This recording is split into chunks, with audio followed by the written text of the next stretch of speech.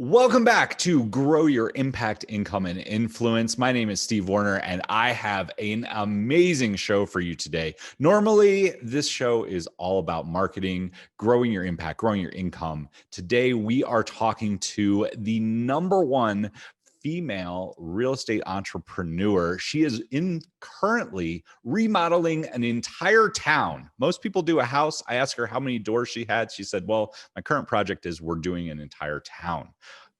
Dawn, welcome to the show. How are you today? Hi, Steve. Thanks for having me on the show today. I'm really excited. Dawn has been a ball of fire. Dwan. I need to get the name correct. It happens a lot. It happens a lot. I want everybody to know that I'm Dwan, so that Dwanderful makes sense. Tell us what that is. Dwanderful is this entire new brand and concept that I built around my crazy pink hair, my crazy pink flamingos, and my podcast, the most wonderful real estate podcast ever. And it's just a fun, great educational place to be a part of. Everyone's my family. I love everybody. I decided that if I'm never going to have fun and go crazy, it's got to be now. That is awesome. I love it. If you guys can't see her, if you're listening to this and not looking at the video, she has pink flamingos behind her. She's got bright pink hair. She is super fun and exciting, but it did not start here for you. It started when you turned 30. You had an unplanned divorce. You're left with a child. You had done a bunch of drugs, bunch of drinking in your 20s. How did you become a real estate investor? How does that lead to being a real estate investor? Yeah, I got to tell you, Steve, and even though I tell the story a lot, every time I say it, I'm just like, I don't even know how I got here, because I was crazy.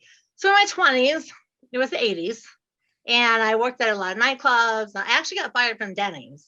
So, part of my fun story, Denny's fired me on third shift. So pretty bad, I think. And I got married. I'm 30. I have a baby. She's 8 months old. My dad and I have an unexpected split up, and he was kind of a jerk, and he took like the car and the money and he left. And so now I was like, okay, I have a baby. I have no job skills. I've been fired from all my jobs in my 20s. I did a lot of drugs and stupid stuff. And now I have to be a grown-up today. So I basically kind of just, I think, reflected on my 20s and realized I got fired from almost all of my jobs. And everyone said the same thing. You're insubordinate. You talk too much. You tell people how they can run their companies better. You tell owners of companies all the things they're doing wrong and what they could do better. So I had it in me, I think, already to work for myself. So I thought, if I just work for myself, nobody can fire me. And that's a pretty good answer. I have a baby. And if I fail working for myself, I can go get a job. But I knew deep down, I knew if I got a job, I'd probably stay in it until she was 18. And then I'd wake up one day and be 50 and still working for somebody else. And yeah, that's no fun. So I thought, well, I don't want to work for the man. I don't want that life for myself. But I was really terrified to take a step because I really was fired from 10 jobs, a lot of jobs. And never for not being a good worker. I was always there, always on time, even with you, on time. Good. But I just was real opinionated, and I shared it with everyone. All of the people.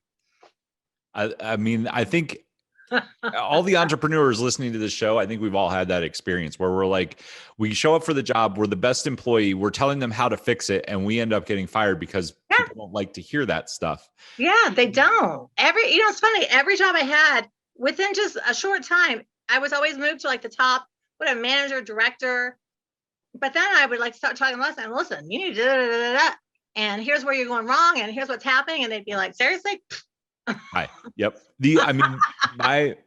My start in entrepreneurship was getting fired for just that. Nope, you're not, you can't tell me what to do. That's why they pay me the money. I don't care that your idea is better, and you're fired. Okay, well, I'm going to go start my own business and do great with it. I think it's funny because you talk about you were fearful, right? You were scared. How do I start this? I don't know if this is going to work. But when you get fired enough times and then you have something that pushes you over the edge. Yeah.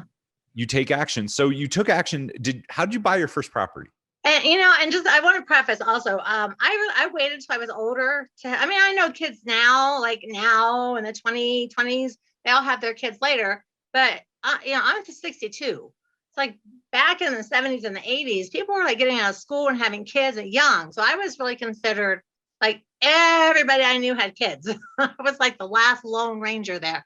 So my mind was Girl Scout mom, homeroom mom, field trip mom, cookie mom. And then when I ended up, my husband took off. I was like, okay, well, if I have to work, I can't do those things. Then she has to go to daycare. And I waited until I was 30, which at that time was fairly old because like literally every person I knew had children. And so I was like, oh my gosh, well, I don't know. I have to find something. So really, and I always like to tell people, and I do like to tell people my age, because 30 years ago, you didn't find jobs on the internet. People didn't have cell phones. We didn't have pagers yet. We didn't even have pagers. So all the jobs were in the classified section of the newspaper.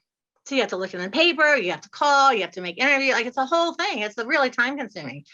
And I kept going to these, like a bunch of people showing up for interviews, and there was so much multi-level marketing.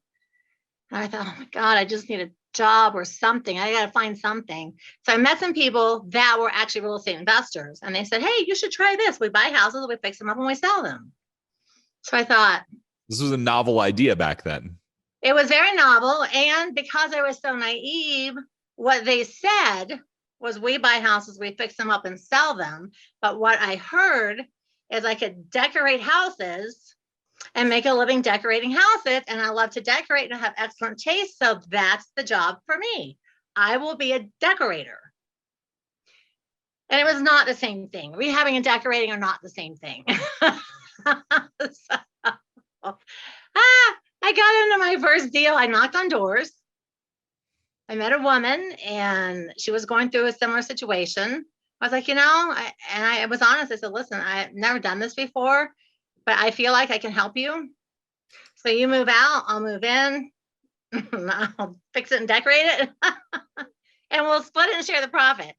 And then after it was all decorated, custom blinds, like all the stuff you did in the 80s and the 90s, it needed so much work, Steve, so much work. And I was like, oh my God, I don't even know what to do now. I have no idea what to do.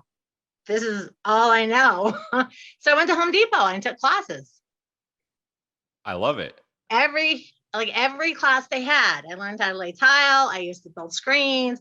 I put kitchen cabinets together at night. I learned how to hang ceiling fans, pressure wash, paint roofs, electric, plumbing, all of it. I learned all of it. So how long did it take you to do that first house? Not as long as you would think, because I had like the paint and the carpet, like bam, bam, ready to go. About 6 months. It was like 6 months, but I was living in it. And so me and my daughter were living in it. And so I'm in it. She's with me. And I'm like, okay, this is fun. She's with me every day. She's toddling. I'm letting her draw on the walls and, all the fun things. I'm going to fix it. But I took those classes and I just really worked. Like every minute she'd be sleeping, I'd be working because I needed the money and I was living on credit cards and I was getting more and more buried in debt by the nano minutes. So it took about maybe 6 months on the first one. And then, I didn't know how to sell houses. I'm not a real estate agent. I still don't have a license. So I called these people. I'm like, hey, I need to sell it. So what do I do now? And they literally like showed me where to get a sales contract, like, sign here and here and here and here. And I had a person that walked in the door on the 4th day, 100% FHA qualified, all the money, everything he needed. And I thought, wow, these are so easy to sell. Look at that. Sold in 4 days, which, as we know, is not normal how it works. But my first one, and it closed really quickly. I made $22,000. I was like, oh my God, which is that's so like $100K. Much money. Yeah, it was like, by this time it's like 1990. My daughter was born 88. And I was like, I have $22,000 in the bank. I'm rich. That's it. Woohoo. I'm going to do it again. And I moved, did another one, moved, did another one. And then by the third one, I moved again. And that was about when she was starting kindergarten. Mm-hmm. And I had made quite a bit of money at that point. So I was able to hire some crews and do a couple houses at once. So I started off as a full rehabber with no knowledge. So I tell people, listen, if you want to be a rehabber, I'm happy to teach you everything I know. Just don't go buy a house and think you're going to decorate it, because that's not how it works. Well, I mean, the fact that you went, I think it's awesome that you went and you learned how to do tile, cabinets, carpet, like all of the things. I didn't know what to do. You know how it came to me? Because I was always at Home Depot buying paints and, faucets and little things like that. And the guys were like, you should take some of these classes. I'm like, what do you mean? So they started telling me about these classes they had. So when the house had the basic things, I was like, oh my God, it needs floors, it needs so much work. So the the first class I took, and really when I think about it, I was out of my mind. The first class I took was how to lay tile. And I did the entire kitchen. I'm thinking, why would I not start looking back? Why would I not start with like a bathroom or like a closet? I just did the whole kitchen. And it looked beautiful. I mean, I don't get the feeling that you do anything small. So I think know. So I was out of my mind back then. I just didn't know it yet. So I did the whole kitchen and I thought, wow, this is like, as it's going, it's like, that is a really big space, and it's more and more. And then I did the bathrooms. I thought, okay, I should have started smaller maybe, but it turned out great and it looked beautiful. I'm sort of OCD about everything being perfect. Yeah. So it looked really good. Are you enjoying this episode? Do you want to know how you can tell better stories and use story selling in your business? Check the description down below for my free story selling course. This blueprint gives you everything you need to start using story selling in your business. All right, let's jump back to the episode. So, okay, you do some rehabs, you're getting going, now you can hire the crew. I think nowadays, I mean, I did real estate in college. I did very similar. I bought a condemned house. I lived in part of it and fixed it up and did really well with it. Then I bought an apartment building and then things took off and then I sold everything. But I think nowadays people are like, I'm just going to hire crews to do stuff. You knew how to hire crews because you knew how to do the stuff and you knew how to check their work. I did. And the thing is, you got to think back 30 years ago. There were no RIA groups yet in South Florida, no RIA groups, no internet, and there's no women really in the business. So in the first RIA group, I saw an ad in the classified, like, hey, they're going to start a RIA group. Real estate investors come to this hotel room in Boca Raton, Florida. I'm going to go. There's like 80 people there, and there's me and one other woman. It's all men. So I'm like, what do you do? I'm like, oh, I'm a rehabber. And they're like, where's your husband? I'm thinking, no, I'm a rehabber. I fix the houses up. So I had a really hard time sort of breaking into the boys club because they were like, oh, seriously, like I'm like, because back then I still have like the big blonde permed out kind of 80s hair, and I've got the girls and the, whole figure thing. And they're just like, aren't you afraid to break a nail? I was like, no, I've done like 5 houses, like all the work, all of it. That probably got their attention pretty quick because that's not something you would hear a lot. No, no, I was even written up in the paper. Once this RIA group started, the Fort Lauderdale, the Sun Sentinel said, hey, we hear you're rehabbing houses. And they took my picture and put me in the paper. This is woman, she's single, she's rehabbing houses. And I was like, oh my gosh, I'm in the paper. So we're fixing up houses. It was crazy.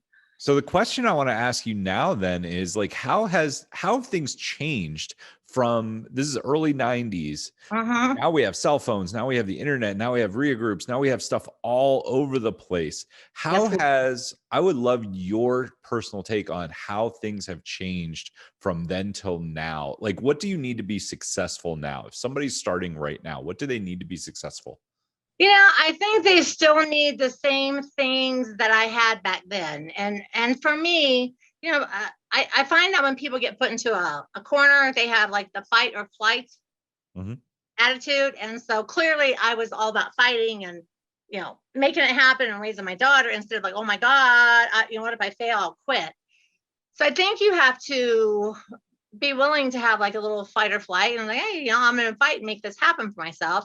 I think people really just need to have a lot of gumption and not worry about failing, because even if you fail, you learned. So every failure is still a success. Yeah. You know? And with everything people have now, I always say, like, listen, you have the internet, you have the courthouses online. I had to buy those stupid map books and figure out how to navigate my way through neighborhoods. I mean, I would get stuck in a neighborhood and not be able to figure out how to get out. You have GPS, for the love of God. How can you not make this happen? So when people start telling me their excuses, I'm like, I didn't want to hear it. I had none of those things. So you have everything in front of you. But the other side of the coin is there's so many people on the internet saying that they're experts.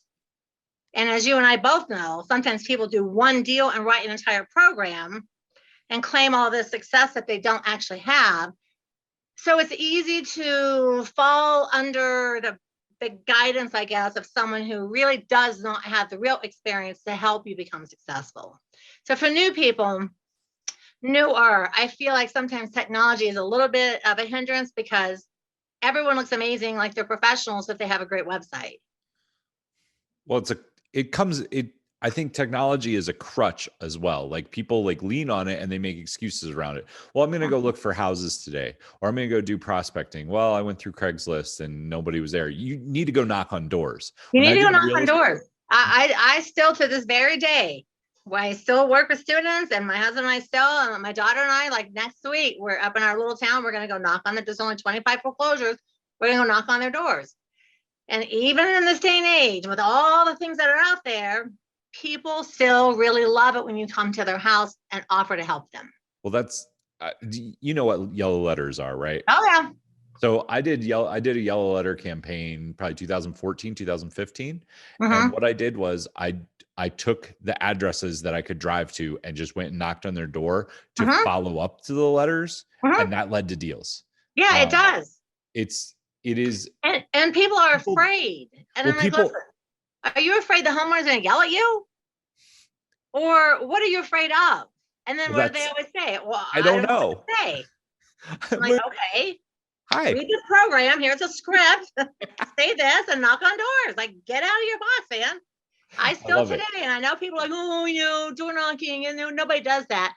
But the most successful students I have do it. Love it. Yeah, because they get results. This all boils down to hard work. And that's what nobody wants to hear. It's not even hard work. Going and knocking on somebody's door, it's getting over that fear hump, which you put it very well. Like you had to. You weren't thinking about, I might fail. You were thinking about, I need to put food on the table. I need to find something that works for me, that allows me to be with my daughter, raise her. And it's fun. Yeah. Doing rehab work is kind of fun, at least when you're starting. Well, and let me tell you something real quick. I tell everyone this. I said, listen, if you ever find yourself going through a nasty divorce, rehab a house, because as you're ripping the cabinets off and I had one set of cabinets, I took a sledgehammer and it was like splinters.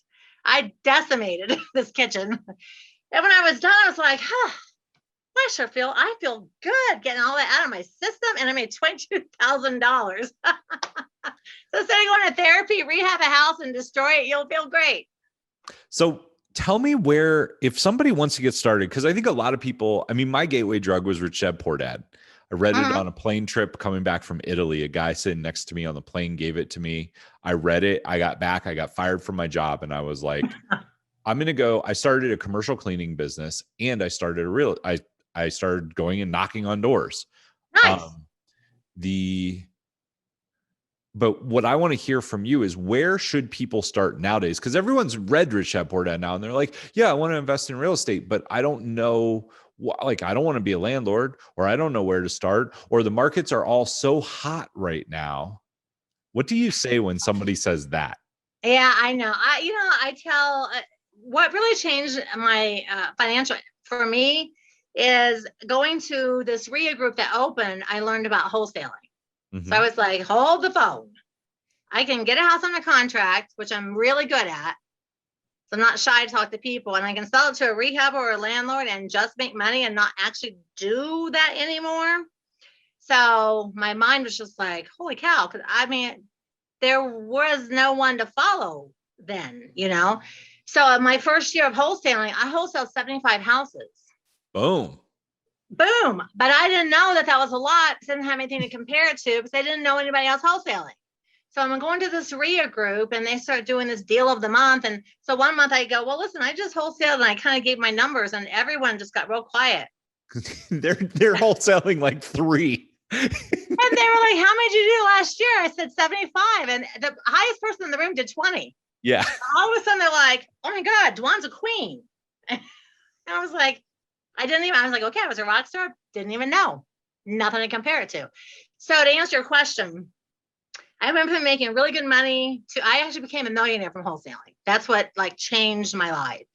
And so I tell people now, the thing that's nice about it is you don't have to have a real estate license. You really truly don't have to have credit. You don't have to have any money. You just sign a $10 deposit, sign your contract. And I feel like for today anyway, I feel like wholesaling and subject twos are a good a way for people to generate some quick cash wholesaling and doing some subject twos and offer some owner financing, get you some monthly income without being a landlord or rehabbing, especially if you don't know how or don't have a lot of money. I mean, I weirdly back then, my Home Depot credit card was my highest credit card and a $10,000 Home Depot credit limit in 1988, which is like 50 grand today, which I don't even know why I had that so high. It was there. So I would prefer to see a brand new person start off with something where if they screw it up, it's not going to financially devastate them to where they can't try again. Well, they're knocking on doors costs nothing. Getting something for contract is $20. Like you and I know this, and people hear that. I remember when I was talking to somebody about this, that they were like, what? Well, no one's going to do that. And most people won't. You're going to get 99 no's maybe to get a yes, but the yes pays you $25K. Is it worth hearing some no's? Yes, exactly. Exactly. And the no's aren't like, they're not getting a gun and like threatening you. They're just like, hey, would you be interested in selling your house? Is that something like, are you looking to get out of your house? Or you're having a hard time? If I get you 10% over market, would you sell your house? Okay. No, cool. Thanks, man. Here's a cup of coffee. Like that's it. I tell people, I said, listen, the word you need to learn is next. If someone says no, just go, okay, next. I mean, because when you statistically look at the numbers, you'll knock this many doors, you'll knock 20 doors, you'll talk to 10 people at some way by leaving a note, a card, whatever you leave. And out of those people, you might get a deal or an interest, something. And then if you talk to 20 more people and 20 more doors and you talk to 5 more people, pretty soon you have 20 people that you spoke to and you're going to get a deal. You're just going to get a deal. Well, I want to look at this. The word next is, in my opinion, in the top 3 most powerful words in the entire language dictionary, because it appeals to everything in life. It applies to everything in life. Your marriage goes south, next. Your job goes south, next. A deal goes south. Like if you let that stop you from moving forward, you will never, ever be successful in life. If you're having a hard time in a job, I was dating a girl a year ago and she hated her job. She would get up in the morning and cry. I'm an entrepreneur and you know what my answer was. Well, freaking quit. Like who cares? And she's like, oh, I can't do that because what if I don't get a good job? What if they don't pay me enough? There's no one hiring. I said, 1, everyone's hiring. 2, you're getting contacted by headhunters. 3, she had money saved. I was like, so what? You don't work for 3 months. Find a job that you like doing. You're miserable every day. We broke up because she couldn't see the forest through the trees. Right. But I know next, we'll solve all of your problems because it's in all my books. When I do all my live classes, I say, everyone say next. Next is your best new word. Next, because you it's like you said, when you date, dating is a numbers game. You date X amount of people and then you marry one. And my husband's my 3rd husband. So I had to next it twice to get to this one. Now we have 19 years and, he's like the guy that I wish I would have met in the beginning, but I had to get through the next until I got them. I want to circle back to the thought of failure, right? If a lot of people have themselves in the middle. If you can see my hands right now, on the Yes. left-hand side is failure, on the right-hand side is success, and we're in the middle. And everyone sees it as, well, if I go towards failure, I'm never going to reach success. And it is the complete opposite. You are here on the left. Failure is in the middle and success is on the right. You will never get to success without having failures. And all Never. they are lessons that teach you how to be successful. Tyler Perry said this better than anyone else. If you've read The Greatest Salesman in the World, it's also in there. It's said across the board, like, your failures are your greatest keys to success. They lead Yes, to. there. So I agree 100%. I tell everyone, I said, listen, even if you fall flat on your face, I'm 5'10". If I fall flat on my face, I'm still 6 feet further than I was a minute ago. there you go. And every walk, every journey, whether you're going to walk a mile, 10 miles, or 10,000 miles, whatever your journey is, every journey starts with taking the first step. If you don't take the first step, you're just stuck. And then, like, you're the girl, like, she's stuck. And how long does somebody want to be stuck? Like, I'd rather try and fail than, like, work my whole life for somebody else's dream and somebody else's something when I have all my own dreams and goals. Well, she's stuck by the golden handcuffs, right? Like, Yes. No kids, no husband, no, like, she doesn't have any financial worries. And she's just like, but if I don't make enough money, my life, dude, you're going to be miserable for the rest of your life. Is it worth that? It's Absolutely not. And not. Something funny, Steve, when my husband and I split up, now I'm from Ohio and I have moved all by myself to Fort Lauderdale. So I moved when I was 19 after high school. We had that big blizzard of 78, and it's all before your time. But if you Google it, I was born in that blizzard. Biggest blizzard. Okay. Biggest blizzard ever. I wrecked my car that year. I fell in the snow like 3 times. I cracked my head. And I was like, when this effing stuff melts, I'm moving to Florida. And I did.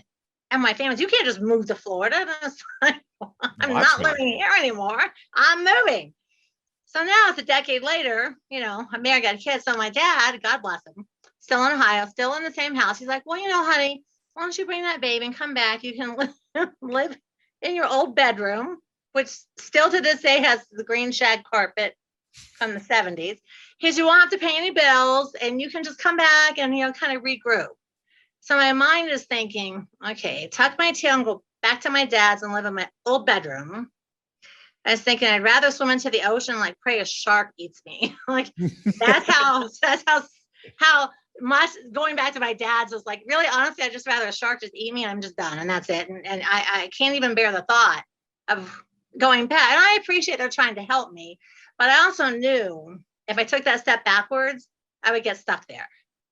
Right. And I was like, I already left and I'm not about to go back and be stuck. And I'm certainly not bringing a baby back to live under my daddy's roof. I'm a 30-year-old woman. So I had a lot of things pushing me, I guess, keeping me from wanting to go back. I would rather just move forward and fail and get a job than move back home or get some miserable job waiting tables. And nothing against you if you wait tables, God bless you for it. But I didn't want to be doing that my whole adult life. And I didn't know how to do anything else. So, I agree. I think that drives all of us, right? Like, entrepreneurs who are successful, we look at it and we say, well, these are the options. And I would rather die than live that kind of life or be miserable or live in mediocrity. So, exactly. And I love my parents, but when I graduated high school in 77, still, especially in a small town, I was in the like on 10 acres. We had like cows, pigs, chickens, a garden. What town? West Milton, Ohio. Yay, go Bulldogs. So in that little town, and the small town mind was, when you get out of high school, go get a factory job, because General Motors was huge in Ohio. Mm-hmm. Get a factory job and get married and have kids and work for the man and retire when you're 60. So that is what my parents had said to me all my life. And my first job out of high school, I actually got a factory job. 18 what factory? years old. It was called Piqua Engineering in Piqua, Ohio. Now I'm 18. I'm living on a farm. I'm very naive. I'm extremely naive. I don't even know what a factory is like on the inside. I've never been inside one. I know nothing other than they make good money. So I'm like, okay, I'm going to go get a factory job. So I got hired at a company that silk screens t-shirts. So, you have to like drag the thing, the paint, and they hired me as a silk screener. So now every day I am covered head to toe. I'm in paint. I'm filthy dirty. It's June. I just graduated high school. I find out there's no air conditioning. You have to stand all day. It's concrete floors. I'm dripping in sweat. I'm covered in paint. I'm filthy dirty.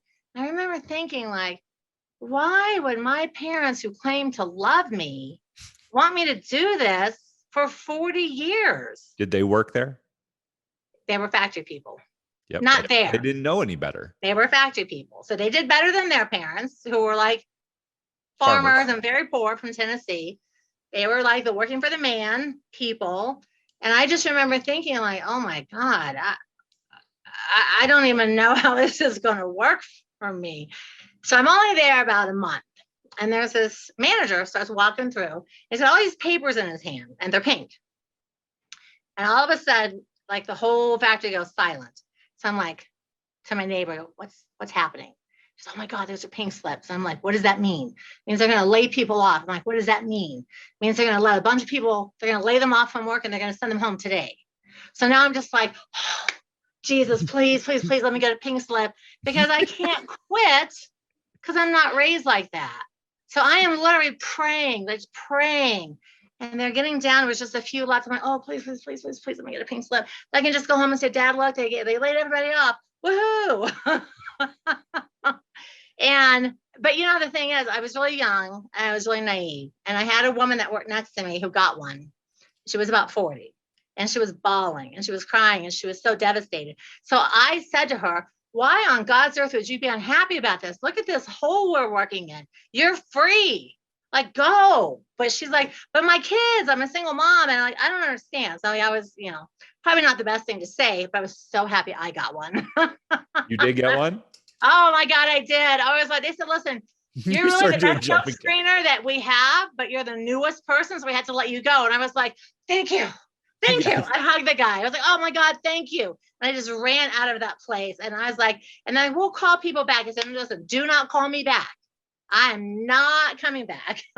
So if you got a spot, give it to that girl right there that's crying, because I'm not coming back, dude. I am so happy right now. I was so happy. See, I don't think that was like the happiest day of my life. So we have, you would not know this about me. I grew up in Philly, but then my parents split and my mom lived in Arcadia, Ohio, which is right next door. So I waited tables in high school. For some reason, I went to college. I dropped out of college. I got a factory job because I was like, oh, they make $35 an hour. I lasted 3 days. I was like, I literally, like, I was doing 2x the production of everybody else on my line, because I'm like, how can I do this faster? And they're like, go slower. You're making us look bad. Exactly. And they told me to still screen slower. I'm like, I'm not even doing it fast. This is how I move. So I was like, screw this. This is dumb. This is stupid. I left. But what I want to touch on is, what do you think, whether it's real estate, running a business, like, you've seen enough and you've got enough experience, like, looking back, what is the one thing that if somebody is like, I don't want a factory job, I don't want to work in a restaurant, I don't want to do that, what is the one mental step that they can take that will get them to be successful, whether it's real estate, whether it's a business, whatever it is? Like, if you're at one of your events and you're looking through the crowd at people, what is the one thing, if somebody is hungry, that you would tell them to do, that they like a daily habit, a daily routine? What is something that like gets them in here that will cause them to be successful? I give people, maybe it's a weird piece of advice, but when someone new comes up to me, I tell them, I say, listen, let me tell you something that's going to happen when you decide you want to be a real estate investor. Your family is going to say, oh, that's a bunch of get rich quick. It's not real. It's scammy. These people are going to don't buy anything. And I said, if you can let the voices out of your head of the people who mean well, but they make $15 an hour. I'm telling you not to do it. If you can get those voices out of your head and you can find a mentor, somebody like me or somebody like you, and you can have that voice in your head, encouraging you and telling you and helping you, you can do anything.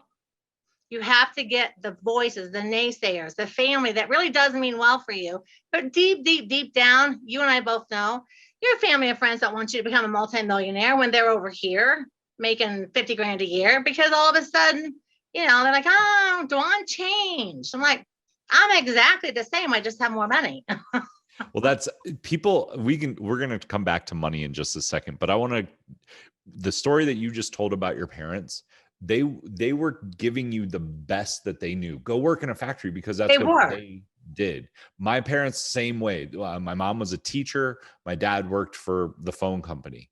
They did not, when I set out on my own, like I told them I was going to buy real estate when I came back from Italy. And they were like, you can't, my mom said, you can't be a landlord. You're in college. I took Rich Dad Poor Dad and some spreadsheets to my college professor, who I respected a lot. And he said his words verbatim were, if it was that easy, everybody would do it. The next year I bought 40 doors in my first year. Look at you. He was like, he came up to me in the cafeteria at college and was like, can you come over and show me how you did that? Because it shouldn't be possible. Like, he didn't believe me. Like I was pretty quiet about it, but like word got around. I bought an apartment building that housed college kids and I lived there, and they were like, what happened? And it's the same. I agree. Yeah. Like you cannot listen to the naysayers. You need a voice in your head, and it needs to not be your own, because your own voice is like, I can't do it. What if? We what if ourselves to death.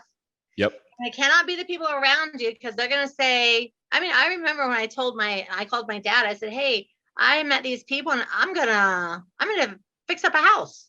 Well, you can't do that. You're a single woman. Like, you need a man. It's like, watch me. Okay. Well, I don't think so, but yeah, I'm going to try and I'll see what happens. Now, I didn't marry my husband now until my daughter was 13. So in 13 years, I started a RIA. I wrote a bestseller.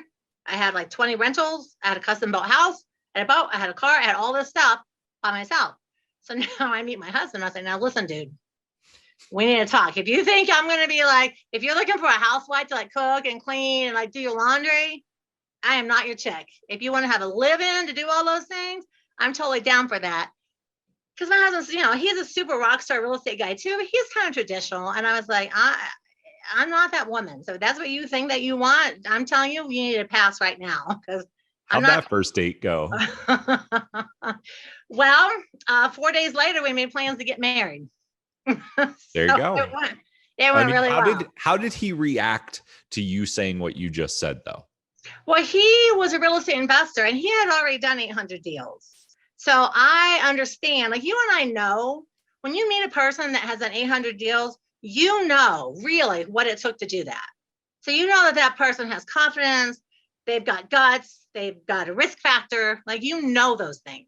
They can deal with it. When someone says like, oh yeah, I'm on my 5th deal, I'm like, oh, you're so cute. You're on your 5th deal. That's so cute. But when you get 800, it's like, okay.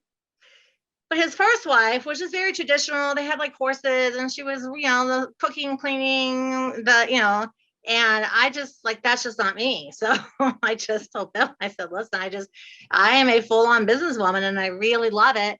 And I'm thriving and I'm doing well and I'm a millionaire and I'm raising my daughter and I'm like killing life right now. So I just need to make sure you fully understand that any of those domestic things, even grocery shopping, not on my list of things to do. If I have 2 hours free, I'm not going to grocery shop. I'm going to go look at a deal or ride my bike or go to the beach. I'm going to do something for me. And he loved it. He's like, I've never met a woman like you before. I said, well, there's probably not a lot of us, but being married to me is a whole nother thing. Like, you really need to understand that we are partners and we are equals. And there is none of this man job, woman job stuff in my life. And that's just how it's got to be. So we're going to ask some relationship questions. And we had first 2 years, we butted heads quite a bit. Well, that's okay. So this is the thing, like equals. This is what I believe in. This might be this is going to be a fun conversation. I think I believe in equals 100%. I do too. I do believe that men do some things better and women definitely do some things better. Absolutely agreed. So how did you maintain feminine and masculine energy? Because at the end of the day, that's what attracts us to each other, right? I want a feminine woman. That doesn't mean she needs to be at home cooking, cleaning, raising kids. Exactly. But she needs to be feminine. And Yes. like, I love business. I can't see myself dating anyone that is not business minded. But at the same time, the women that I have dated that are business minded, they're so in their masculine energy that there's no attraction. So now, I so get that, because I am that woman. Like, I'm a girly girl. I do my hair, I do my makeup. Like, I try to dress kind of sexy and, for me, but, just because I feel good about how I am. And I'm probably a little bit overly dominant once in a while with other people that I feel like, let's just go right now. Let's go. So Bill and I butted heads a few times, and over little things, mostly because of me, on things like he had been married for a long time. His wife took off with their personal trainer, gone, and there he is. He's got the kids. He's a single dad. He's Disneyland dad. We go out to eat, we have candy, we don't have a bedtime, Disneyland dad, compensating. Well, I'm really structured with my daughter, and I'm like, this is bedtime, this is it, and here's how it goes. But I'm also not used to saying like, hey, I'm going to go out, I'll be back later. I just walk out. and we didn't have cell phones, really kind of barely getting cell phones back then. Yeah. And so I would just sometimes take off, and he'd call me, he's like, what are you doing? I'm like, I went to the mall. So you didn't say anything. I was like, am I supposed to? Do I have to communication? Do I have to let you know? Like, okay, I'm going to go take a shower. Like, what do I have to communicate here? So I had a little bit of a hard time. You're free spirit. Like, you like to do what you want to do. Yeah. And so sometimes he'd be like, well, you can't just like leave and not let anybody know where you're at. And I'm like, well, I've been doing that for a decade. Why do I have to suddenly be accountable? Why do you need to know where I'm at? So it was more of just learning, like, and I get what he means. Like, we're in the mountains, a bear, a mountain lion. I go on a walk. I mean, I could be killed by something. Somebody does need to know where you're at. Well, I think the realization where that probably changed for you wasn't he was trying to control you at all. It's just trying to protect me. Yeah, he's trying to protect you. And he's like, it's just nice to know where you would want to know where your daughter is. You would want to know where, like, it's a care thing, not a control thing. Yes. And I am a woman that I like being a woman. I like being feminine. I like having my doors held. I like my chair being pulled out. I like my husband to order my food at a restaurant. I like being a woman, and I like being treated like a woman. What I don't like is trying to work with another man in something and he thinks he's superior. Because it's like, listen, dude, I am as smart as you are. Mentally, you're not any smarter than I am. Now, physically, maybe so. But mentally, you're not any smarter than we're the same. I might be smarter than you, in fact. And so that's I think women you definitely have the capacity to deal with more. Like, you guys can deal with 50 things going on. Guys are like, we have a box, right? We have 3 boxes in our head, and we are working to solve one box at a time. Women can deal with 80 things at once, know everything that's going on. And we do. Like, men, to your point, physically stronger. We can usually fix things pretty well. Like, we innately know, like, kind of engineering stuff. Like, we do. You do. And I love that about men. But that's why we fix things. I am that girl and so nothing against guys. If you're one of these guys, I am that girl that I need a man that knows how to fix stuff. And that's probably because my dad knew how to fix things. Yeah. And when a guy's like, I don't own a screwdriver. I'm like, seriously? You don't own a screwdriver? Like, you don't have tools? How was that possible? So when I met Bill, I had more tools than he did. That's funny. First time he came to my house and saw my garage, he's like, oh my God, this is like my dream garage. I said, dude, I own every tool in the world. I've got everything. Well, you knew how to do this stuff. I want to point this out to anyone listening that's like, that's not sexy or whatever. She owned all the tools. She knew how to do all the stuff. That still doesn't mean that you don't like to have somebody do it for you. I know how to cook, but I love a woman that can cook. because it's nice to have somebody do something for you. It's not a sexist thing at all. I It's will not fix shit all day because I like fixing things. Like it's fun to me to get out a drill and a hammer and a screwdriver and build some stuff and like. Exactly. But But that's fun for me too.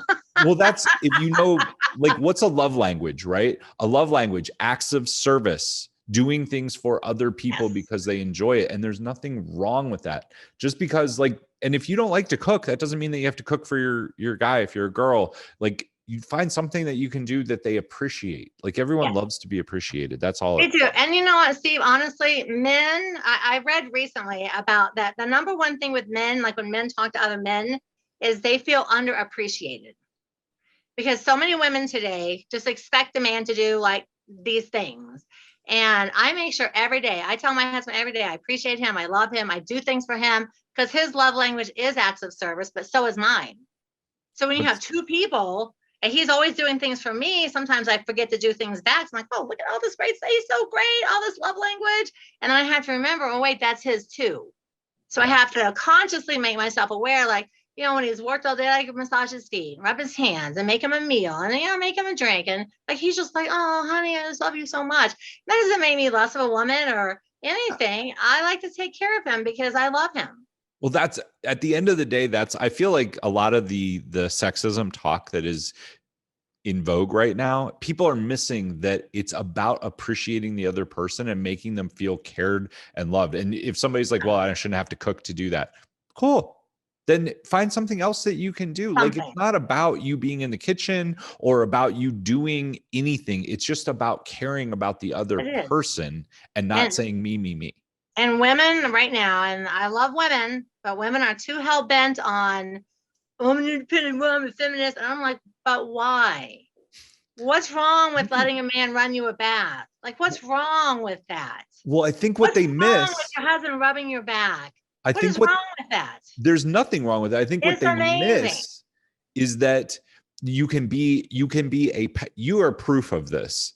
You can be a powerful woman and be an equal to a man and just be like, when you're equal, they can still do stuff for you and you can still do stuff for them. It's out of insecurity that you can't do anything for me. I must do everything for myself. And it's not about better. It's about equal. And equals still have different strengths. They do. And that is so true because Bill and I have very different strengths. There's a lot of things I'm better at than he, and there's things he's better at. And not even just physical things, just things like, for example, my husband has a math mind like I've never seen. I'm over here like with the calculator. Okay, 2 plus, what was I doing? Like, this is me, you know? And Bill's just like, okay, here's what I did. And I'm just like, I appreciate that so much. But then like talking like this and interviewing, he's not good at it.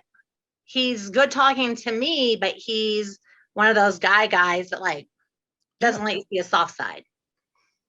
But I see it. You know, I know it's there. So we have, you know, just like different things and different ways of disciplining our kids and different ways of doing a lot of things.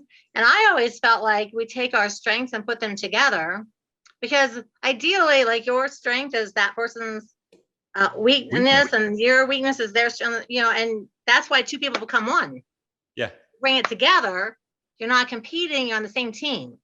And I'm on team Dwanderful. I'm team Bill. We're the team. Well, that's the relationships are all about becoming a team. Like anyone who says like they're going to get married and they're going to have two separate career paths, it's like, it's supposed to be a team. You're my partner. We are playing on the same team. So I have one question and then we're going to wrap this up. But how do you, as a successful, this is something that has come up inside entrepreneur circles behind closed doors, and I would love your take on it. Did you guys have a prenup? No.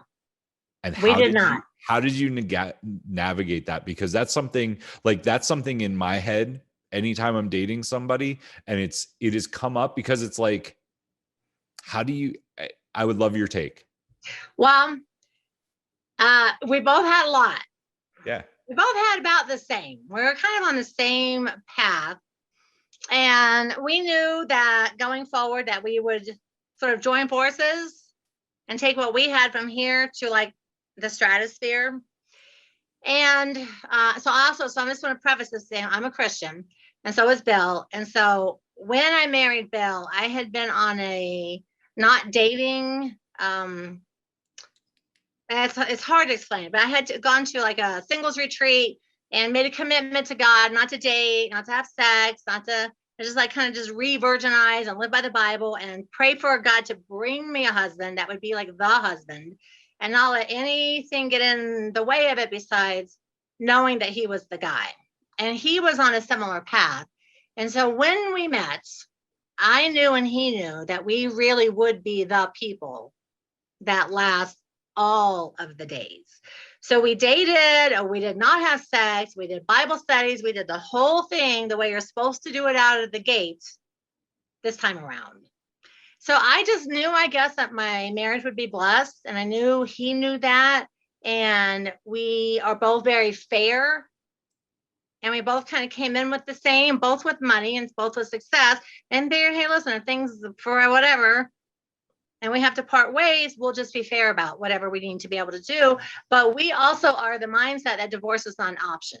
Like in 20 years of marriage, we have never threatened to divorce each other. We've never left the house and stayed someplace else. We work it out and we pray about it and we keep God in the center of our marriage. And I know that doesn't apply to a whole lot of people. And they're just like, well, okay, what about a prenup?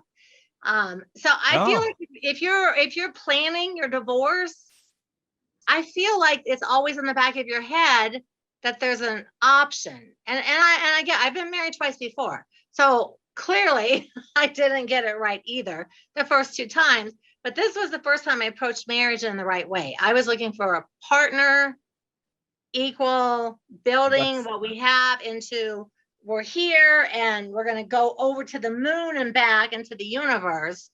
And we are the people that you can say, honestly, in 100 years from now, we will be married still and happily married because we make the effort and the time and put it in. And if a man or a woman, because my friends were telling me and my family told me to get a prenup. Mm-hmm. And I was like, but I'm not getting, well, you've been married twice before. How do you know I'm not getting divorced? I was like, because I did it different this time. I took a decade off. I mean, I didn't date. I took time off. Well, I was a little bit of a man hater in the beginning, to be honest, because my divorce was pretty nasty, but I took the time to do it right. And I felt like I was doing it right. So for me personally, if someone asked me to sign a prenup, I'd be so offended that they would think that I would need anything that they have to start over at any age. I would be so offended. I feel like it would be a deal breaker for me. Well, I think that's a good answer. I think the other, kind of a long answer, but that's sort of how I got there. It is a great answer. I think the key, for me, divorce would not be an option. Like you say, till death do us part, like that's the word, right? Like, and if you approach it like that, there's a really interesting book I read that was on prearranged marriages. And I'm not trying to be any kind of weird political thing, but they said what came out of it was the people approached it as, I don't have a choice. This is who I'm marrying. And we're going to make it work. Yes. And usually what happened is over 5 to 8 years, they fell into a deep, respectful love for each other. They do. I've read that. Where it's about partnership and we are a team. How do we get it? How do we build the best team possible? And when you approach it like that, marriage changes. But I feel like, unfortunately, part of what's preached in today's society is, it's all about being an individual. And if you're not getting what you want out of it, then, you just quit and find something else. And that is a really bad way to approach it. It's a terrible way. And, I got married in my 20s. The first time I was only married 3 months. So I was like, it was sort of a cocaine-induced, stupid, let's get married, Yeah. And my second husband, I really thought, but really looking back, I just really was at that point where I really wanted to have a baby and, and this idea. But by the time I met Bill, I was mature enough. I really understood that it is a teamwork, it is a partnership, and there's not an option. There's no way out. It is, but I tease my husband. I said, now listen, you are my third husband. I am never getting divorced because then I'll be that crazy woman that she just gets divorced all the time. So should we not get along, I'm going to call in that death to us clause and dig a big hole with the backhoe out here on my 10 acres and put your dead body in it, because if we part, we're going going to go by death do us part, even if I had to take you out first. Then he's like, hey, I'm like, hey, I know how to run a backhoe, dude. So do not mess with me. Divorce is not an option. I'm calling in the death clause if we can't get along. And then I tell people that, and they're like, seriously? And I'm like, come on. No, probably not. All right. So to anybody listening that has enjoyed, I'm not going to kill my husband. Yeah, you are. I know you're not. I think anyone listening knows that. To anyone listening that has enjoyed this conversation, this has been a far-ranging conversation all around entrepreneurship, commitment, next. You have a lot of books, but the two that I want to highlight, you have two books that are free on your website. What's your website? Dwanderful.com. So just DWANDERFUL.com. Successonomics, the first book, which is probably, I would guess, a recap of a lot of the things we've talked about here. I wrote that with Steve Forbes. I felt like that was the highlight. I was like, oh my God, I'm in a book with Steve Forbes. Holy cow, this is it. And it's free. Yes, it's free. Go get the book, guys. Like, if you enjoyed this conversation, if you think that you can learn something, I guarantee that you can. Go get the book. It's free. Tell us a little bit about events and real estate training. If people are like, I want to do that, where can they learn some real estate chops from you? Well, at my site, if they opt in, they get the free books. I actually still do a live webinar every Monday. I call it Motivational Monday. And I have my podcast, the most wonderful real estate podcast ever.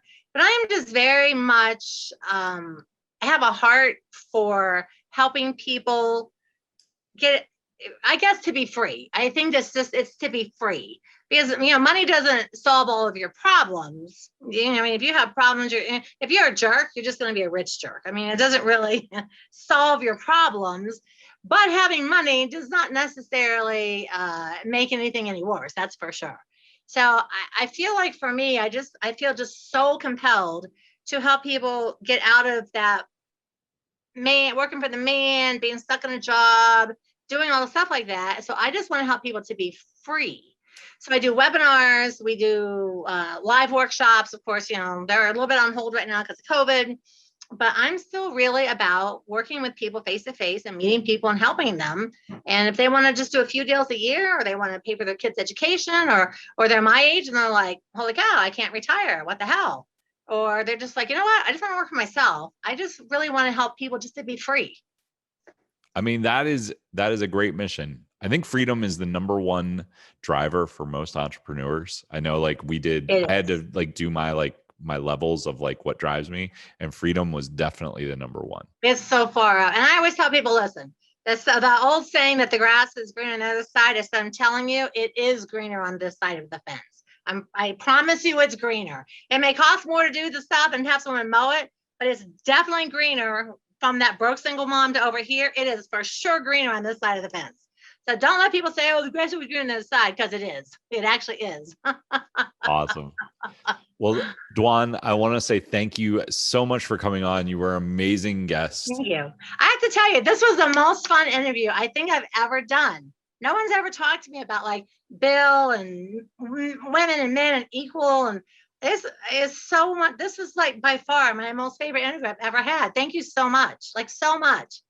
No problem. It's my pleasure. I love doing these, and you never know. I think anyone out there that comes to an interview with a preset, it has to be this, you're missing out. You shared so much stuff that is inspiring to people, and I think it's really what makes people tick.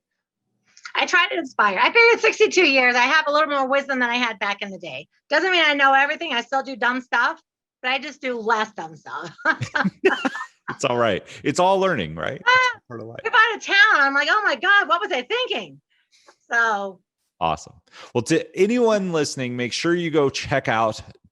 I'm gonna mess up saying it. Dwanderful. I have to roll my tongue. Wonderful. Go check out her website. Make sure you grab the book. Listen to this podcast a couple more times. Check out her podcast webinar. She's 80 places. Go check one of them out. I guarantee it will be fun. And until next time, take action, change lives, and make money. We'll see you soon. Okay, we're good.